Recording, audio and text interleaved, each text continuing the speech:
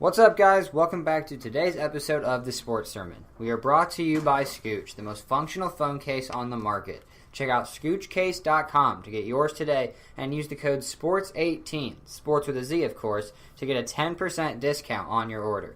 Stay tuned till the end for a special Scooch giveaway as well. But now, today's episode.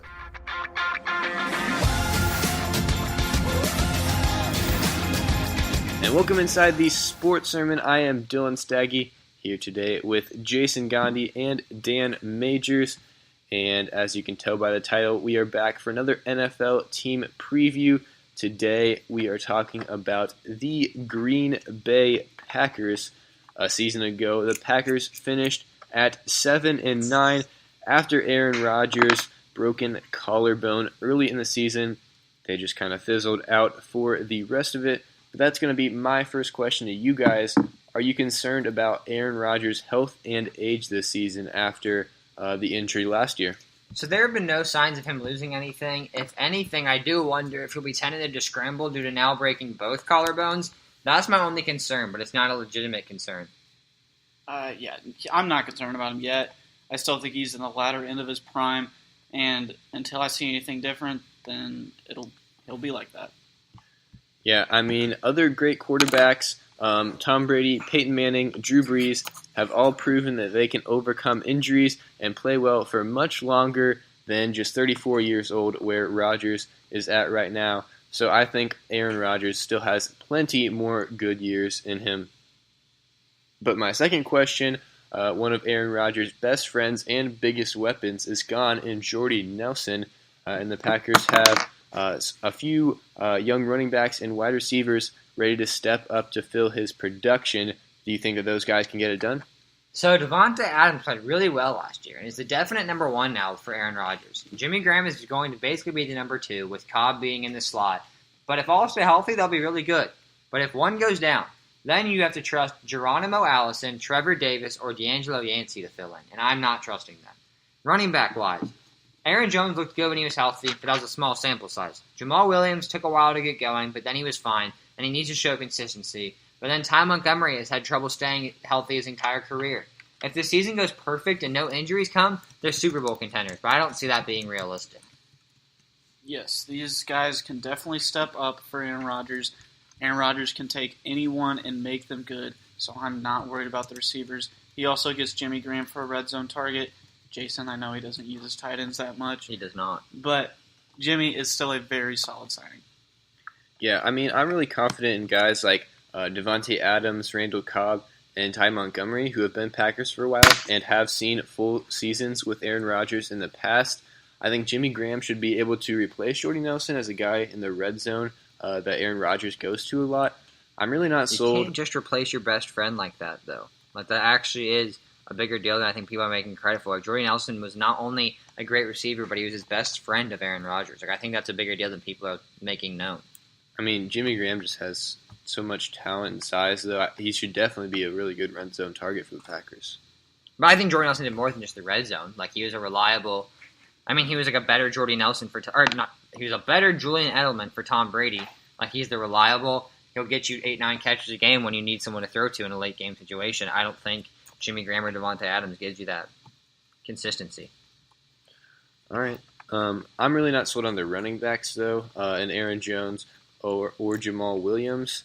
Also, don't forget about their three rookie wide receivers that they drafted to try to replace Jordy Nelson in the future, and Jamon Moore, Marquez Valdez-Scantling, and Equanimous St. Brown. Also, shout out Notre Dame. Yeah, all big wide receivers that they are looking to try to replace Jordy Nelson with sometime in the future. But let's shift over to the defensive side. Does this team have enough talent on that side of the ball to get it done?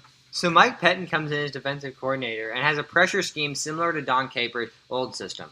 I like the duo of Muhammad Wilkerson and Mike Daniels to complement one another on the line, but there just isn't enough certainty on this defense. Jake Ryan already tore his ACL. The Packers drafted Jair Alexander and Josh Jackson this year and Kevin King the year before for cornerbacks. I hope at least one can prove enough to be productive, but nothing is guaranteed, and this defense has struggled as of late, and I'm not buying the change now. Yeah, they definitely have a lot of talent to get it done. I also like the Muhammad Wilkerson signing. I don't think he'll ever get back to his 2015 form, but should still be pretty solid. I think this defense does have enough talent. A lot of it depends on how healthy they can stay because behind their starters, they don't really have a lot of depth. That's this whole team for me. That's like I look at this entire team. There's no depth on this team. They all gotta stay healthy for this team to be good.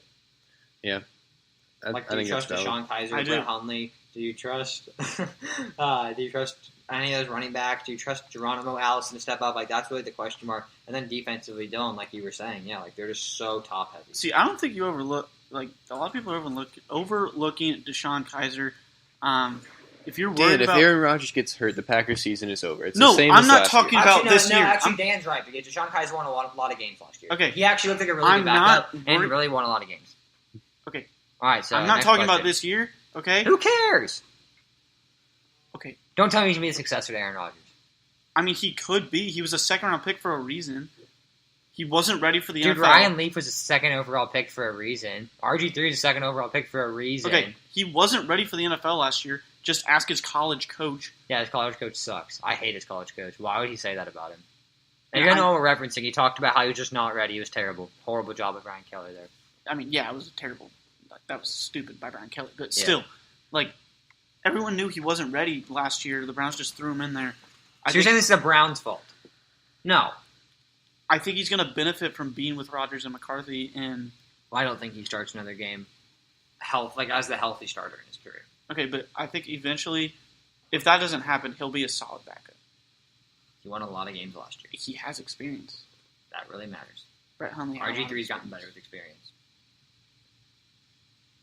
That's not even like... RG3's gotten worse with experience. That's my point. That was my point. He's gotten worse with experience. Except for that actually want him to win the Ravens job, I really hope that they have a 3 QB room of Flacco, RG3, and Lamar Jackson. That is fantastic. I was so excited to watch the Hall of Fame game when it was Lamar Jackson, RG3. That was awesome.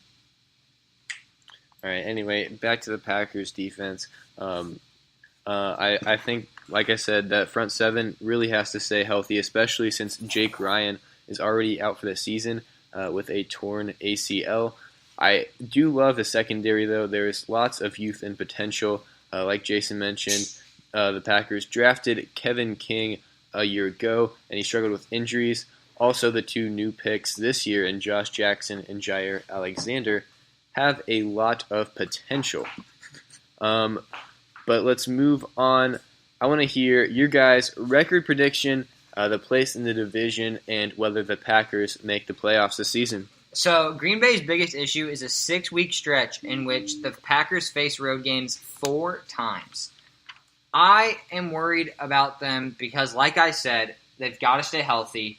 And they're going to be struggling to do that when they're on the road. They play at LA, at New England, at Seattle, and at Minnesota. Those are 4 tough places to play.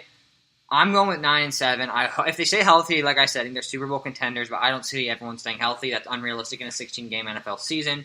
So 9-7, second in the division, and to the playoffs. Okay. I have 11-5, second in the division, and yes to the playoffs.